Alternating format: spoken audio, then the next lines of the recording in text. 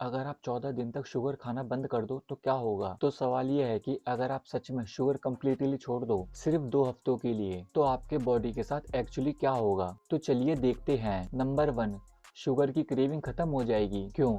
जब भी आप शुगर खाते हो एक हार्मोन रिलीज होता है जो ब्लड शुगर को सडनली नीचे गिरा देता है। इससे लो ब्लड शुगर मतलब हाइपोग्लाइसीमिया जैसी सिचुएशन बनती है और जब ब्लड शुगर लो होता है तो और ज्यादा शुगर खाने की क्रेविंग होती है। इसलिए जब आप शुगर छोड़ देते हो तो शुगर की क्रेविंग भी खत्म हो जाती है। नंबर 2, आप कम भूख महसूस करोगे। आप काफी कम हंग्री फील करोगे। जब तक आप खुद ट्राई नहीं करते तब तक आपको रियलाइज नहीं होगा, लेकिन सच ये है कि शुगर ही आपको बार बार भूख लगवाती है। जैसे ही आप शुगर छोड़ते हो आपकी भूख नेचुरली कम हो जाती है। क्यों?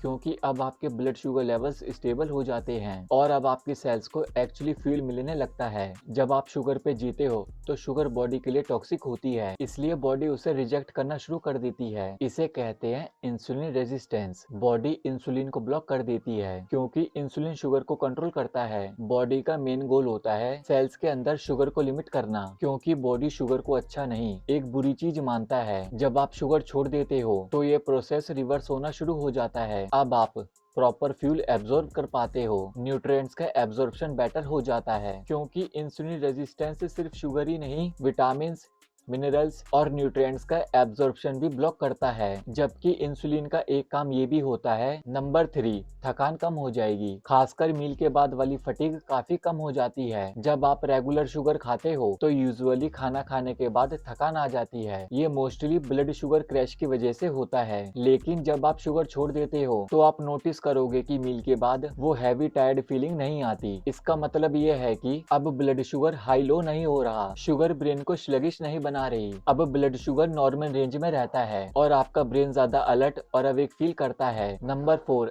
एक्स्ट्रा वाटर और फैट दोनों लूज होगा। पहले वीक में आप काफी ज्यादा वाटर वेट लूज करोगे, थोड़ा फैट भी जाएगा। उसके बाद ज्यादातर पूरा फैट लॉस होगा, वेट लॉस होगा और आप खुद शॉक हो जाओगे कि आप बॉडी में कितना ज्यादा फ्लूइड रिटेन कर रहे थे। कुछ लोग सिर्फ 1 वीक में 5 to 6 kg मतलब 10 to 13 पाउंड तक का फ्लूइड लूज कर लेते हैं। इतना फ्लूइड बॉडी के अंदर रखना हार्ट के लिए बिल्कुल भी हेल्दी नहीं होता। आप ये भी नोटिस करोगे कपड़े धीरे धीरे लूज होने लगेंगे, खासकर पेट मिड सेक्शन के अराउंड। आपका स्टमक या गट एक्चुअली एक बेस्ट इंडिकेटर होता है ये बताने के लिए कि आप ज्यादा शुगर खा रहे हो या नहीं। शुगर कम पेट श्रिंक होता है, शुगर ज्यादा पेट फूल जाता है। नंबर 5, मूड इंप्रूव हो जाएगा। अगर पहले आप इरिटेबल चिड़चिड़े इजीली फ्रस्ट्रेटेड महसूस करते थे तो अब आप ज्यादा काम रहोगे, स्ट्रेस कम फील करोगे और ऑनेस्टली लोगों के साथ रहना भी इजी हो जाएगा। साथ ही कॉग्निटिव फंक्शन इंप्रूव होगी, फोकस बेटर होगा, कंसंट्रेशन बढ़ेगा, ADD जैसे सिम्टम्स कम हो जाएंगे और अपने प्रोजेक्ट्स और काम पर बेटर ध्यान दे पाओगे। नंबर 6, स्किन काफी बेटर हो जाएगी, एक्ने कम हो जाएगा,